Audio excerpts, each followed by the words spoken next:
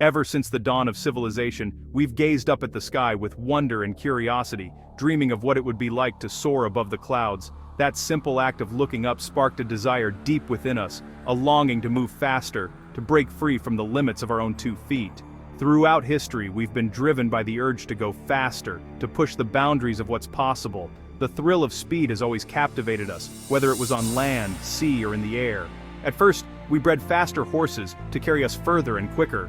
Then, with the invention of the automobile, we built cars that could outpace anything nature had created. Each new machine was a leap forward, a testament to our ingenuity and determination. But we didn't stop there. Soon, we set our sights on the skies, determined to conquer the air itself.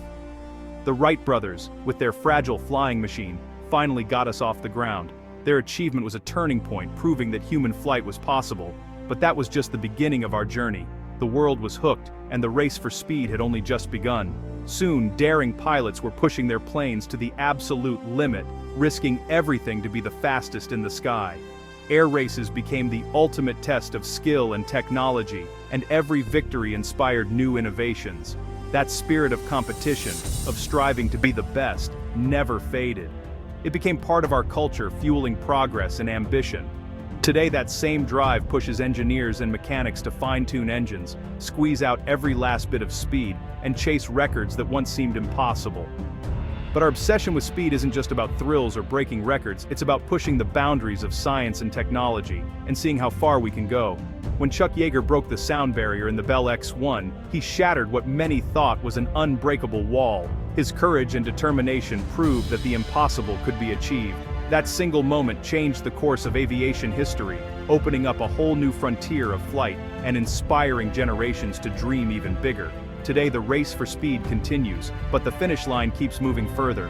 Now we're reaching for hypersonic speeds, velocities that once belonged only in science fiction. Hypersonic flight means traveling at more than 5 times the speed of sound. It's a new era, where the challenges are greater, but so are the rewards. Around the world, countries are locked in a new kind of space race. One that takes place right here in our atmosphere, as each nation strives to be the fastest. Teams of engineers and scientists are working tirelessly, building the next generation of aircraft and reaching for speeds we once only imagined in our wildest dreams. For the United States, being the fastest isn't just about pride or prestige, it's about maintaining an edge in security, driving innovation, and shaping the future of global influence. Speed means power. On the battlefield, in the skies, and in the race for technological supremacy. We stand on the brink of another giant leap in flight, just as we did when we first broke the sound barrier. The possibilities are endless, and the excitement is building. The next generation of speed is about to take off, promising to change the way we travel, defend, and explore our world. It's an incredible time to be watching the skies, as humanity's quest to go faster continues to inspire and amaze us all. You hear the word hypersonic a lot these days, especially in the news about cutting-edge aircraft and futuristic weapons. It sounds impressive, but what does it really mean? Is it just another way to say really, really fast? Or is there more to it? Let's break it down. When we talk about speed in the air, we use something called Mach numbers. Mach 1 is the speed of sound, about 767 miles per hour at sea level. It's a key benchmark in aviation. Anything below Mach 1 is called subsonic. That's where most commercial airliners fly, smooth, steady, and relatively quiet compared to the alternatives. But once you cross Mach 1, you enter the supersonic realm. Think fighter jets, the legendary Concorde, and that unmistakable sonic boom that rattles windows and turns heads. Supersonic speeds range from Mach 1 up to Mach 5. For decades, reaching Mach 2 or 3 was considered the ultimate achievement in flight. But hypersonic? And that's a whole new level.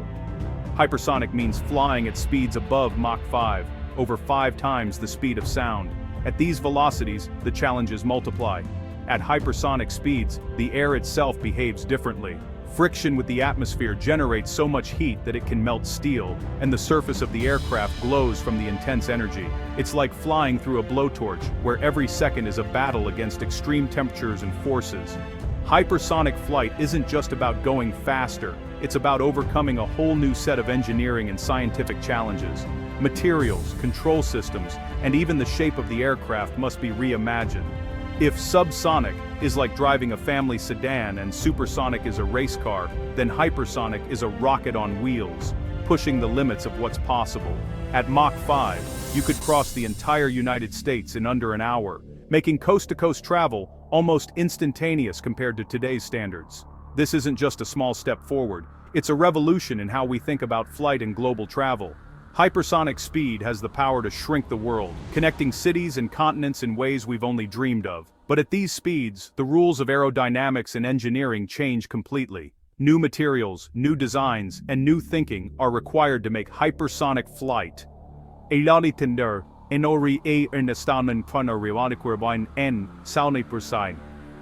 This is the new frontier for aviation, a place where science fiction is quickly becoming science fact. And it's happening right now, shaping the future of how we move across the planet. So, what is this new American jet? It's called the Aurora. This isn't your average fighter jet, it looks like something from a sci-fi movie. Long, sleek, with a pointed nose and dark, heat-resistant skin. No big wings, just small, swept-back fins for stability at insane speeds. The Aurora is a waverider, designed to ride its own shockwave for lift and efficiency. Every surface is smooth, engineered for pure speed. No windows, the pilot uses cameras and sensors for a virtual view. Fly-by-wire controls make thousands of adjustments per second. Inside, it's packed with next-gen avionics, cooling systems, and lightweight, super-strong materials. The Aurora is the result of decades of research, a statement of what's possible. It's not just a new plane, it's a leap forward in technology. The fastest thing ever built is ready to fly. Building a hypersonic jet is one of engineering's toughest challenges. It's a race against physics, where every detail matters and the margin for error is razor thin. Engineers must push the boundaries of what's possible, combining creativity with cutting-edge science. Traditional jet engines can't handle these speeds. The air moves too fast for them to compress and ignite fuel efficiently. At hypersonic velocities, the rules of flight change completely. Enter the scramjet, a supersonic combustion ramjet with almost no moving parts. Unlike conventional engines, it's designed to operate only at extreme speeds, making it perfect for hypersonic flight. It uses the jet's own speed to compress air, igniting fuel while the air is still supersonic. This process is incredibly efficient, but also extremely demanding on materials and design. This creates massive thrust, but also generates incredible heat, temperatures that can easily destroy ordinary aircraft. Standard metals can't survive these conditions. That's why engineers turn to ceramic composites and special alloys, materials specifically engineered to withstand the intense heat and stress of hypersonic travel. The leading edges of the jet, which slice through the atmosphere, can reach over 3,000 degrees Fahrenheit, hotter than molten lava. To protect the jet, fuel circulates through tiny pipes embedded in the skin, absorbing heat and cooling the surface before it's burned in the engine. This clever system turns a potential problem into an advantage. This preheats the fuel, making combustion more efficient and keeps the jet from literally melting at high speeds. It's a brilliant self-sustaining system, one that showcases the ingenuity of modern aerospace engineering. Every part of the Aurora is meticulously designed to survive and thrive at hypersonic speeds, from its reinforced structure to its advanced cooling systems. The result, a jet that can go faster, farther, and higher than anything that has come before, opening up new frontiers in aviation and space travel. It's a masterpiece of modern engineering representing years of research, teamwork, and relentless innovation, and it's changing what we thought was possible, inspiring the next generation to dream even bigger and reach even higher. Hypersonic speeds, Mach 5, Mach 10, are hard to imagine. A commercial airliner cruises at about 570 km. A cross-country flight takes 5 hours. The SR-71 Blackbird, once the fastest jet, flew at Mach 3.3, over 2,200 km. It could cross the US in just over an hour. The Aurora makes the Blackbird look slow. Reports suggest it cruises between Mach 5 and Mach 10. At Mach 5, that's 3,800 mph, LA to New York in 40 minutes. At Mach 10, nearly 7,700 mph. You could circle the globe in 3.5 hours. That's faster than a speeding bullet, 5 times faster in fact. This isn't just an upgrade, it's a quantum leap. The rulebook for speed is being rewritten. The future of flight is here. Why is the US investing so much in the Aurora? It's not just about records. Hypersonic speed gives a massive strategic advantage, almost impossible to intercept. By the time radar spots it, it's gone. It can gather intelligence anywhere in the world and be home in hours. Real-time info, rapid response, game changers for military strategy. Hypersonic weapons could strike targets thousands of miles away in minutes. This technology is essential for staying ahead in a new arms race. Russia and China are developing their own hypersonic tech. For the US, the Aurora isn't optional. It's necessary for security and global stability. Right now, hypersonic tech is military only, but that's how all aviation breakthroughs start. The first jets, GPS, even the internet. Military first, then civilian. Imagine hypersonic travel for everyone. London to Sydney in 2 hours, business meetings on another continent, home for dinner the same day.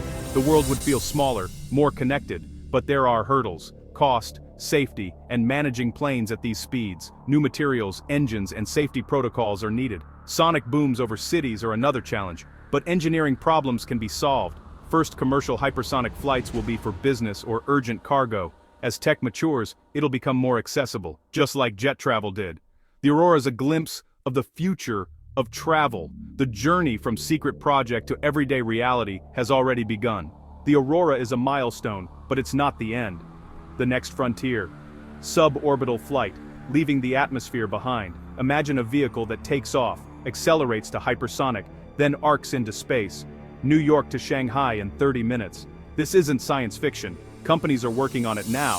Hypersonic tech is the foundation for these future vehicles. The line between aviation and spaceflight is blurring. Humanity will always chase what's next. The quest for speed is about more than travel. It's about turning dreams into reality. The sky is just the beginning.